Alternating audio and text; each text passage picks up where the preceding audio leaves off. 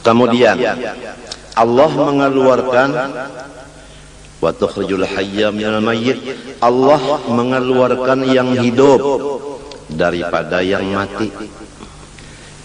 Itu telur sifatnya mati, tapi di dalamnya ada anak binatang seperti ayam yang hidup. Jadi ditutup yang hidup dengan yang mati. Yang hidup di dalam, yang mati di luar. Kemudian Allah mengeluarkan yang mati di dalam yang hidup. Allah mengeluarkan yang mati di dalam yang hidup.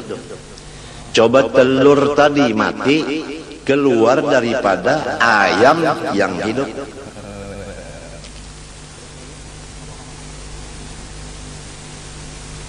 Menurut tafsir ulama batin, yaitu Allah mengeluarkan akan taubat daripada segala maksiat. Karena maksiat sadar lalu taubat. Berarti maksiat itu melahirkan taubat. Taubat itu bagus, maksiat itu kada bagus. Tapi jangan dipandang maksiatnya, pandang akibatnya, yaitu taubat. Manusia kalau melihat maksiat begitu saja, niscaya dia tidak ada punya teman sama sekali di dunia ini. Karena kalau bukan malaikat dan bukan rasul, semua punya dosa. Masing-masing kita kada bisa berteman selama kita masih melihat dosa teman. Teman pun kada mau mengawani kita lamun inya melihat dosa kita.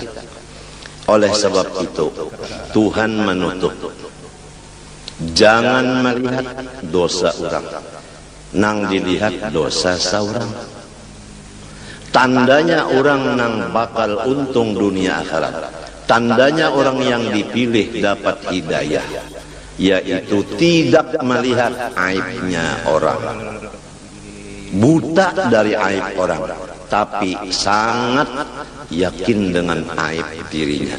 Jadi dia sibuk dengan bersifat tawadhu, merendah diri, karena dia yakin dia adalah aib, orang lain semua baik. Kitab yang kita baca ini seakan-akan penutup. Karena awal kita membaca masalah ma'rifatullah, mulai zatnya, sifatnya, af'alnya, dengan dalil-dalilnya dan cara-cara pengamalannya selesai beberapa kali. Disambung lagi dengan perukunan, mulai dari air mutlak sampai istinja, sampai wudu, sampai sholat dan lain-lainnya. Kemudian disambung lagi dengan sifat-sifat hati seperti ikhlas, ridho, sabar, syukur dan lain-lainnya. Disambung lagi dengan dosa-dosa di anggota mata, kuping, lidah, tangan, hati, perut, kemaluan, kaki. Semuanya selesai. Ditambah lagi dengan dosa seluruh badan, seperti durhaka dengan ibu bapak. Sudah selesai. Kemudian dibicarakan lagi dalam kitab bahaya-bahaya dosa. Tuhan melarang kita memperbuat dosa karena bahayanya untuk kita sangat banyak. Di antara bahayanya tidak diberikan ilmu manfaat. Walaupun ampun diri merasa alim, tapi namun Tuhan memadahkan tidak manfaat. Di antaranya lagi hati gelisah, tidak pernah tenang, padahal keadaan hidupnya lebih dari kecukupan. Tapi kenapa jadi belum tenang? Apabila hati tidak tenang, ibadah tidak tenang. Baca Quran tidak tenang, seakan-akan ada musuh di belakang, jadi mengejar membaca Qurannya dengan secepat-cepatnya. Sholat seakan-akan ada yang mengejar musuh di belakang, sholatnya cepat. Tidak ada tenang.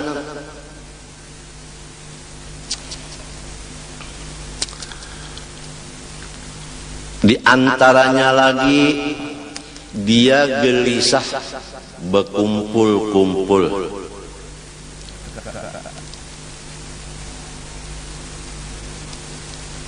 Memang orang salah, malu berkumpul orang lain.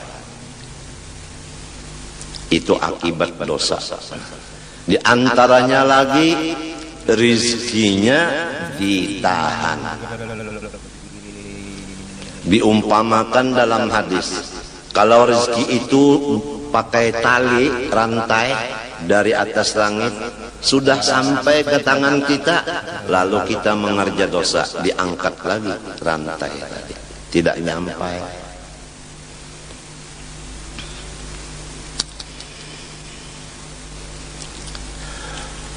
Di antaranya lagi akibat dosa menimbulkan bencana-bencana alam. Kadang-kadang yang berbuat dosa si A, tapi si B, si C dan lain-lainnya kena bencana akibat perbuatan dosa orang lain. Oleh sebab itu Allah berpesan, wattaqu fitnatan la tusibanna alladziina zalamu minkum khassah. Jauhilah akan maksiat, yang maksiat itu hasilnya tidak tertentu kepada yang berbuat sahaja, tetapi kepada alam semesta. Kemarau itu semuanya kena melanda, padahal yang berbuat maksiat seperti judi tidak semua orang. Krisis ekonomi dilanda oleh seluruh masyarakat, padahal bukan semua orang berzina. Jadi hasil dari dosa itu membawa bahaya dan binasa ke orang banyak.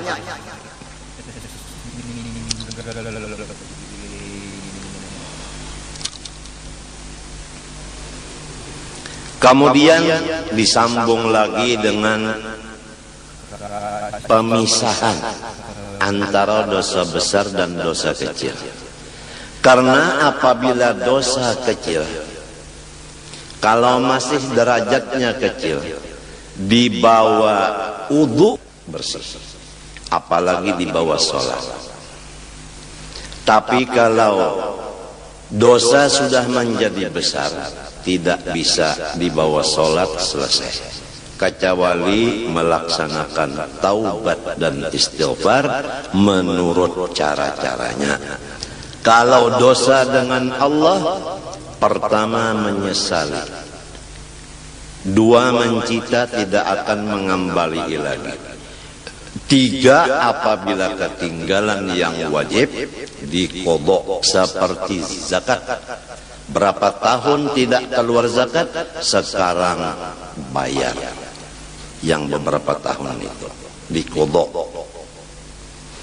Orang banyak membicarakan mengodok sholat, mengodok puasa, tapi mengodok zakat jarang terdengar.